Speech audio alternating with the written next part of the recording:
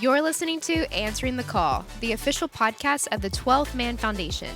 Our show provides listeners with an insider perspective of Texas A&M athletics and its greatest supporters. This podcast will bring you exclusive interviews with coaches, athletes, donors, and the dedicated staff of Aggie Athletics and the 12th Man Foundation. You ready? Let's dive into today's episode.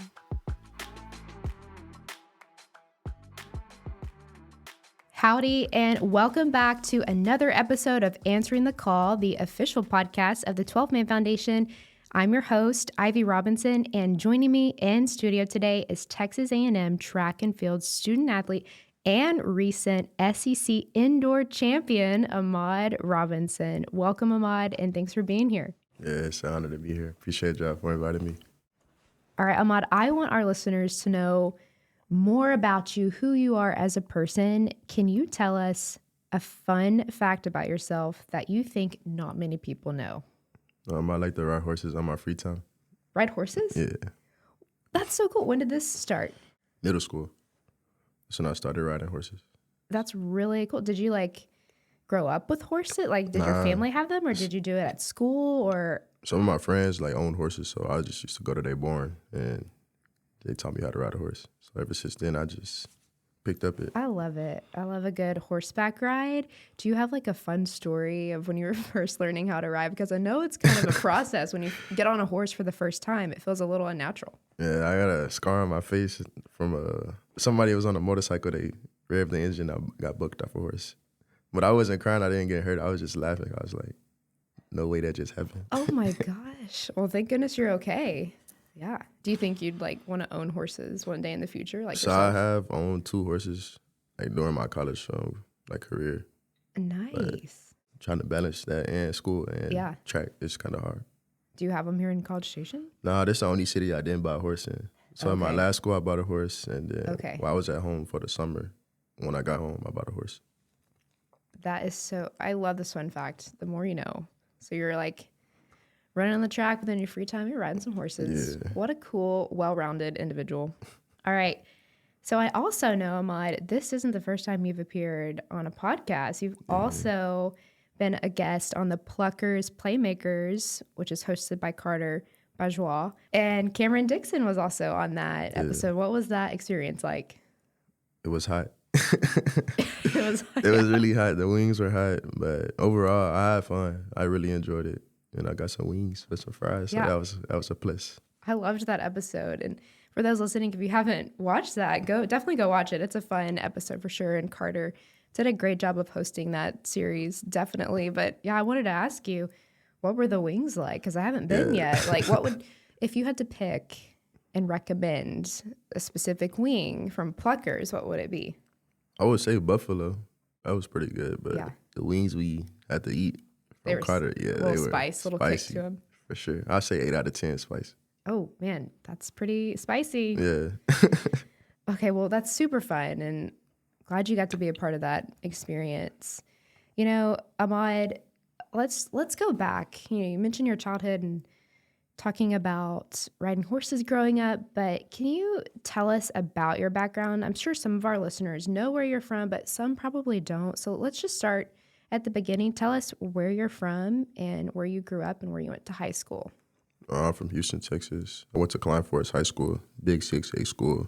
A lot of kids in there.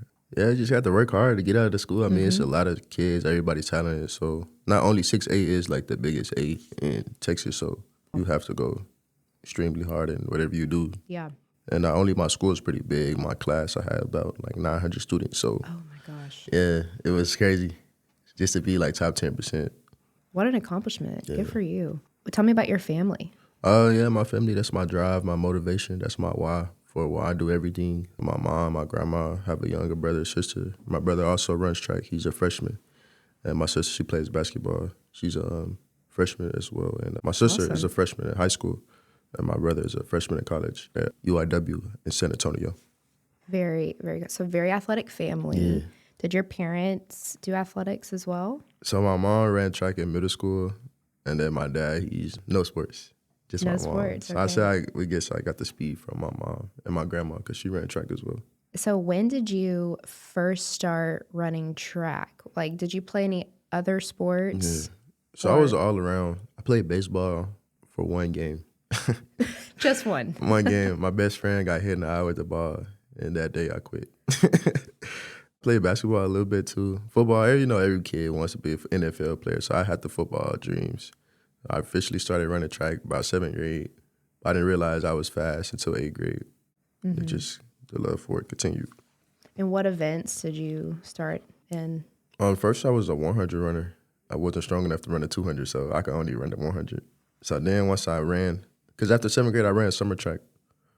Crazy team, but like some of the fastest of the fastest. That's where you really learn, like, okay, I'm not the fastest of the all. You're fast at wherever you live at, but you're not the fastest everywhere. So yeah, that 7th grade year, I came back with like a little chip on my shoulder because I wasn't winning. I was just kind of winning, but I wasn't winning. So yeah, 8th grade, that's when I realized, like, all right, I could go crazy in this. Yeah, you kind of got that fire, Yeah. that spark lit inside of you, and you're like, okay, I want to do this. Yeah. Like, I want to be the fastest That's what it everywhere, was. right? Yeah. I was actually, believe it or not, in 7th, 8th grade, I was on the 4x200 relay, and I loved that event. It was so fun, so fun. I was always stressed about the baton pass, though. Yeah, that's the biggest thing, getting that stick around. So you obviously, you just have so much speed. You're such an incredible athlete. According to athletic.net, you have the 4th fastest 400 time in Texas A&M school history with a time of 44.61 and the 2nd fastest 400 time for the 2025 outdoor track and field season. That is incredible. What is the key to speed, Ahmad? Tell us, how did you get up to this point, and what do you think you've learned over the years to help you get to this moment and just have that speed? Main thing is like believing in yourself. Confidence goes a long way. I feel like if you don't believe in yourself, then you're not going to be able to achieve anything in life. Not along with track, but anything. So that's the main goal and motto, just believing in myself. And not only trusting it to my coaches, like any coaches I have, they always tell me, I believe in you, but I want you to believe in yourself. You could be the fastest in the world, but if you don't have no confidence, what's the point? So that's just the main thing, coaching and just believing in myself and keeping my faith in God always. At what point do you think that mind shift happened where you were like, okay, I do believe in myself. Like, I can do this. Was there a moment that you could pinpoint when you started really having that confidence in yourself? Yeah, I said my freshman year of college. Like, that's when it kind of changed. Like, I went to a smaller school, Stephen F. Austin, not the biggest school. We got second at NCAAs, and nobody expected that. So that's how I knew, like, you got to believe in yourself. Nobody believed in us when we did that. So it's like, that's when it really shifted. We always believed, we talked about it, we fueled each other every time. It's a group of 4 guys, still my friends to this day. That is super special. I'm glad you brought up SFA because, for those listening who don't know, Ahmad is a 5th-year senior here at A&M, but, your track journey did begin at Stephen F. Austin in 2021. Is that correct? Correct. Tell us about that first year at SFA and what you learned, what you gained as a track athlete, and then tell us what motivated your transfer decision. So there, I was about like 18. My teammates, they were kind of older than me, 22, 23. So they really just took me under their wing. And that's my first year of college. I really don't know much, so they just took me under their wing. They guided me the right ways. I'm forever grateful for them because I feel like without them, telling where way my college career would have went. They just really took me under their wing. And they taught me the way. That's awesome. Who was on that team? My boy at Missouri, Matar, Paul Martin, and Jeremiah Curry. And then as far as the transfer, I always knew I wanted to be at A&M. I came here and ran a high school. They had like the indoor high school meet, so I came here, ran fast. Actually, my senior year, I came here and ran U.S. #1 in the 200. I was like, man, I could see myself here. Just the facilities itself, I was like, man, this is crazy. But yeah, coach really was the main decision. His resume speaks for itself, so it's no more you can say. Who doesn't want to be coached by Coach Henry? I'm glad you mentioned the facilities, and I'm going to come back to that because I want to talk about our incredible track and field facilities that we have here. But let's talk about the adjustment you faced upon arriving in Aggieland for the very first time and coming into this track and field program. What do you think was that biggest adjustment when you came to Texas A&M? The team chemistry. I had to adjust to that because I was just used to us 4 group of guys, literally. That's it. I didn't really talk much with anybody. I was just with those 4 group of guys every day. So that was one thing. The coaching from on the outside, everybody say Coach Henry doesn't coach. Like he doesn't. Everybody doesn't know what he does. Like they just think he's the CEO. So once I got here, I'm like, he's hands on. Like he's literally Very involved. Yeah. So I'm like, see, you don't know that unless you go here. So boom, that was another thing. I was like, oh yeah, he's definitely going to get me wherever I need to be because he's actually here. And I guess the schooling was another big thing. Shout out to Jess though. She has helped me tremendously, and I'm grateful for her always. Is she your academic advisor? Yeah, Jess, that's my number one. She's the main reason I got through school. A lot of things, because I didn't know in my old school the academic resources were not like, as good as here. So I would say here the academic resources are the one outstanding thing. So shout out to Jess for sure. That is just super encouraging to hear, definitely, and just the resources and facilities that Texas A&M student athletes have to better themselves as an individual, as a student, and as an athlete is just phenomenal. And that was actually one of my questions is, can you speak and expand on that a little bit more? Yeah, so at my old school, they really didn't help me much. I mean, they tried, but like it wasn't as much as over here. They're actually hands-on. They're actually sitting next to you. They're actually making sure you get everything done before you travel or for the meet. Over there, it wasn't that. It was just, hey, come in here, check in, go on your laptop. Remind you, I'm 18 years old. I really don't know too much about college school, how to work. Like, if you're not motivating me, then why would I want to do the work? So over here is just motivating. Hey, you want to graduate. So everything is about getting that A&M degree, getting that Aggie ring. So that's a huge accomplishment just to know, like, you're working towards something. Like, I feel like getting that Aggie ring is special, something special. So just be able to get that and show that off, that's a huge, honor, tradition, coach. Absolutely, yeah. And it sounds like, what you're saying is the mentors and the staff that come alongside Aggie student athletes really helps them get to that moment to walk across the stage and provide that extra motivation. That's awesome. Tell us about your graduation back in the fall, what that moment meant to you when you walked the stage at Reed and got that Aggie degree. Yeah, it felt good. I mean, senior year, I didn't get to walk across the stage because of COVID. So just to be able to walk across the stage, especially all those people there, everybody kind of knew who I was due to a commercial I did. So it was just hard cheering. Oh, okay. So it felt good. To have friends and family there just cheering you on. Yeah, people I didn't even know was just cheering. So that felt really good. I mean, getting a degree from here, nobody can take that away from you. Yeah. Just in general, a degree, nobody can ever take that away from you. So huge accomplishment. And I was happy my friends and my family was there to see it. Absolutely. And congrats to you on, getting that Aggie ring and then getting the degree. It's just a great, great accomplishment. Now that you got that undergrad degree, tell us about your master's degree. What are you getting for your master's? So right now I'm pursuing my master's in sports management. This will be my third degree. I got an associate's degree already. I got the BS. So now it's time to get that master's. Nice. Third time's a charm, right? Yeah. add to the resume. That's awesome. Going back to that first year you came to Texas A&M and you were a part of the program, you had a red shirt year that year, correct? Was it 2022? Yeah, so it's 2022. So a lot of people don't know this, but I actually dropped out of school.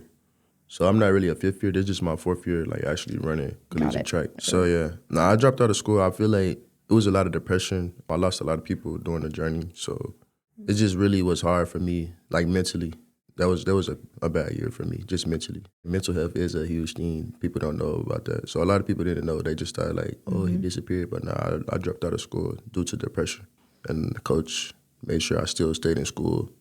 That's another thing, coach, like he was there for me a lot. Because I was at home, actually. And I was like, yeah, coach, I don't think I want to run. I don't think I want to come anymore.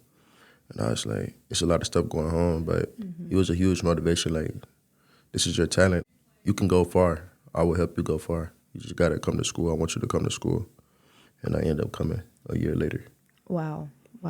Thank you for sharing that experience about mental health, Ahmad, because I know it's not easy to talk about and people often sweep that under the rug. So thank you for speaking to that and sharing. And honestly, just seeing what you've accomplished now and the amazing accolades you've achieved, I mean, that just speaks to how resilient you are as an athlete.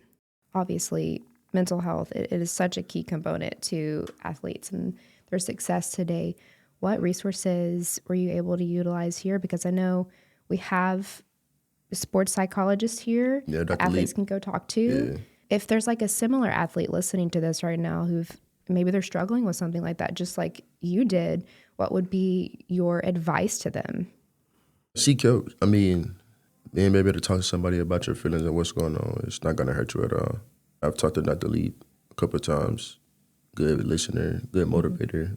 And not only just, you got to find that drive, that motivation. And when I was at home for all that time, it kind of made me realize, like, my family is my why. And that's why I say that's my motivation for everything I do. Because without them, none of this would be possible. Absolutely, yeah.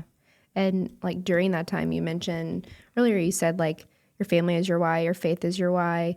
What else kind of kept you going, in addition to coach really coming alongside you and checking up on you as well? Like what kept you going through that season?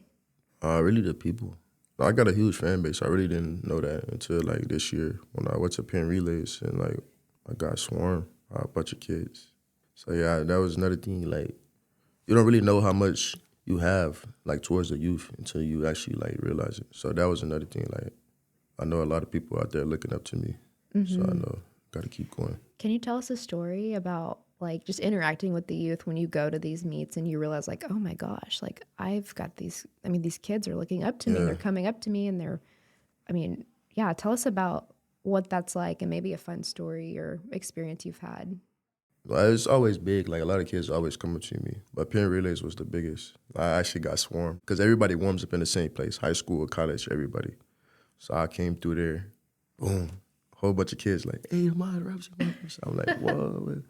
Like, can we get a picture? Can we get a picture? So I just take pictures. All these people. I'm talking to all these people. I couldn't even do my warm-up lap because so many kids literally bogarted me. So that was fun experience just to know, like, bro, you actually got people actually, like, watching you. They look up to you. They all saying this slogan, talk soon, talk soon, talk soon. They all just saying soon. that. Tell us about the talk soon slogan. Yeah, so it was just something I just said, like, I'll let the track do the talking. I won't do too much talking. Just everybody got something to say. Everybody gonna have haters, but we just say talk soon. Let the track do the talking. I like it. Everybody's going to have their opinions. Everybody can get on social media and say what they want to say, but let the actions speak for themselves. Always. That's awesome.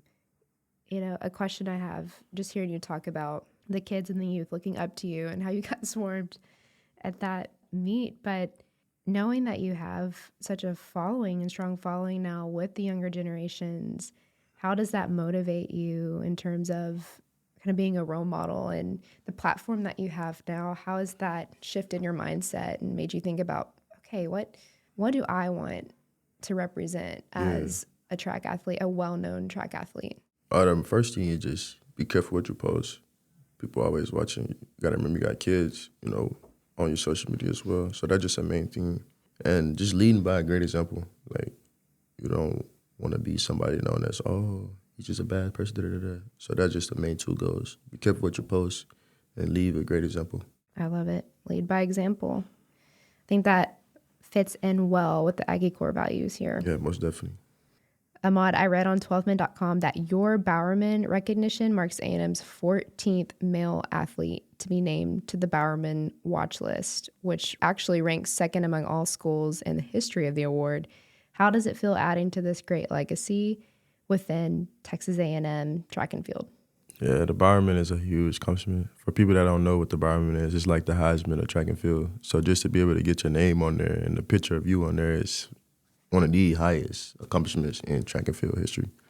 So yeah, just to be able to be on there, that's a huge honor, blessing for sure.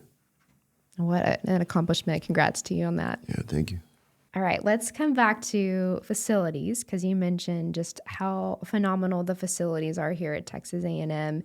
Now, the R.A. Murray Faskin Indoor Track and Field, it was a part of the 12-Man Foundation Centennial Campaign, and you and I both know that facility is just state of the art. Can you tell us what you love most about that facility? Then we'll get to Cushing as well. But first, let's talk about Faskin, the indoor, and why you're just so thankful to be able to practice and compete there. I like the way the stands are, like how the seats are up, down, up, down, up, down. So I think that's pretty cool. Yeah, I think the seats are all above ground level. So pretty much anyone, wherever you sit, has a good view of the track. Yeah, and they're literally like right there. So I feel like that's good. it just give you like a little amped up, especially if, like since that SECB was here, the whole place was full, so you could literally see like, bro, everybody's everywhere. So I like that the most. And yeah, for my old school, I didn't have an indoor, so we just grateful to be able to go when it's cold outside. You go somewhere warm. Right. And then tell us about, EB Cushing, what you love about that outdoor stadium. Really just the whole EB Cushing setup is amazing. From the training rooms to the coach's office, from the locker rooms. I mean, just to be able to have your own locker is a true blessing. Not only, but you got your name on there, so where you're from. So that's pretty awesome. I mean, you've competed, obviously, in multiple stadiums and facilities. How do those two facilities compare? Nobody compares to EB Cushion, Kyle Field, or the indoor track. Literally, we have one of the best facilities I ever been to. Auhmad, just like I said, many of our listeners on this podcast are 12-Man Foundation donors who want to give back and see y'all succeed. What would be your message of gratitude to them? I'll just say your work doesn't go unnoticed. We really appreciate it. You're not just helping us with facilities, but you're helping us get our degrees, motivating us to do better. So I really appreciate y'all. Yeah, absolutely. I want to talk again about just your events, right? Your 400, the relays. Tell us, you were on a pair of relays, correct? Yeah. Tell us about who is on the team on both of those relays and just the special chemistry that you all share. So I just ran the 4x1 recently. I ran with Jaqueline, Ernest, and Mason. Jaqueline, he's a great guy. He's a hurdler. Nobody really expects him to be on the 4x1. Yeah. We're from the same city. I knew of him in high school. He knew of me. So overall, we got the same mindset that we would just want to win because he also came from a smaller school as well. So yeah, both of the chemistry is there, but we just got that same dog mindset. Like we just want to win. Ernest, he's a young freshman. We're kind of taking him under our wing, so we just trying to teach him, lead him the way. Great kid though. Mason, he's a vet. He came from Cal. He used to play football, but then he decided to run track. Great dude, awesome family. I always talk to his family every track meet, so he's like a brother to me as well. And the 4x4, got quite a few people. Cutler, Hassan, Tony, me, and Kemar. That's kind of the 4x4. Kemar, he's from Jamaica. That's my boy. He got that same dog mindset as well, just because he came from JUCO. Not only he's here from a whole another country, so he's just trying to go hard every time he steps on the track because, he told me, his family is his motivation, his why. Hassan, he's from Morocco. He came from a smaller school as well, so he also has the same hunger mindset because smaller school. That's my boy. We ran together, national champions, so that's my boy. I love Cutler dearly. His family, I love his family as well. Not only he has the same kind of mindset because his dad went here, his sister went here, his brothers went here, his other sister went here. He has a younger brother that's coming here. So he definitely has big shoes to fill. Like the Zanzo name has been through those facilities way before his time. So he knows every time he steps on the track, he's not running for himself. He's running for that name, that Zanzo. That family legacy. Yeah, so that's huge. I didn't really know that until we start rooming together. You really don't know a person until you start rooming with them for real. So yeah, he definitely have told me I gotta go hard every time because that lane is huge here. So yeah, that's it. That's my boy. I love Cutler dearly. Eric, him too. He just got that same dog mindset. He used to be a football player, but now he runs track, so he knows. Hey, I gotta go crazy too. And he's a vet, pretty laid back guy. He's from UCLA, but he's from South Africa. He's a gentle giant. Really? Yeah, I love Tony's. He doesn't talk much unless he knows you. But yeah, I love Tony, great guy. So the overall 400 group, it's just so many people, but we all get along so well. Can't forget about my boy Musa, DeMarco. They're great as well. You got so much depth, and everybody gets along so well. So we can line up any 4 group of guys. We know they all gonna go out there and perform, and get it done. Yeah. Man, it sounds like y'all just have a really great team culture. Yeah. If you could describe the track and field program as a whole in terms of culture, what would you say? And what's your favorite part about it? There's really no feeling to describe it unless you're there for real. Just the atmosphere, the team, like everybody's hungry. Like that indoor, it really built like a fuel for everybody. Like everybody was just hungry. Like, bro, this is our first time in history we can do something crazy. It's really undescribable. It's always fun, giggles last, but when it's time to go out there and go crazy, they're locked in. Yeah. And then let's talk about that SEC indoor championship y'all recently accomplished. What a moment, and congratulations to you. Yeah, thank Y'all you. made program history. That's such a big deal. Tell us about that entire meet and what was going through your mind when y'all officially clinched that title. Yeah. I'll say the week building up to it. Me and Carter have been friends since high school, 10th grade. So he was a huge reason I came here as well, because we always said, bro, we should be teammates. So that whole semester, he was like, bro, I think we could win it. I think we could win it. Everybody just kept saying it. Even the coaches were like, we have a huge chance. But some people listening, some people not listening. They just kept saying it though, repeated. It was always in the air. That's good. Yeah. You know, I had a teacher in high school that said repetition is learning, and the more you repeat something to yourself or write it down, the more ingrained it becomes and the more you believe it. So that's good. Y'all were focusing on that. A buzz always. Finally the week came. It was like all the people, like all the men. We talked after the meeting. It was like, hey, I think we got a chance of actually doing this for real. Let's coach just say always his motto is don't let the day get away. So it's like, man, this weekend, don't let it get away. We don't care if it's 1 point, 0.5, whatever. Just go out there and give it 110%. Prelim day came. Cutler ran a DMR. You got to remember, most of us on this team are seniors. So this our last time putting on that maroon uniform. So we're trying to go out with a bang. DMR ran, Cooper, Cutler, Luca. But they set the tone. That was the first event. They set the tone. 10 points. We like, all right, let's go. Let's go. Yeah, so it was really, I feel like they actually set the tone for us to give us that motivation where we needed to say, okay, guys, we do got a chance. And from that, it's like a domino effect. From him, from them, it just boom, boom, boom, boom. Everybody just started. Everything was falling into place. Man, what an awesome moment. This is taking me back to my high school track meet days where everyone, your team is watching every single event and cheering you on, and you're so right. I've never thought about it, but the domino effect is so real. Yeah. Especially that first event, if you're already coming out in complete dominance, then it does set the tone for the rest of the meet. But what an accomplishment. Congrats to you. Beyond the medals and records, what do you think has been your most proud moment as a collegiate athlete? Last year, becoming a national champion in 4x4. That was one of my proudest moments. I got DQ'd in the open an hour before that because I stepped on the line too many times. And just coming back, with that fire, that fuel, and becoming a national champion, that was proud. And I actually ran the second fastest collegiate speed ever in college history. Just to show you, don't let something that happened earlier affect your next race. I love it. If you could pick one piece of advice to give to a young track athlete, what would it be and why? Say keep God first and always believe in yourself. That's all I say. Because of why, faith is everything. And to believe in yourself is, no matter what nobody say, you always believe in yourself. Mm-hmm.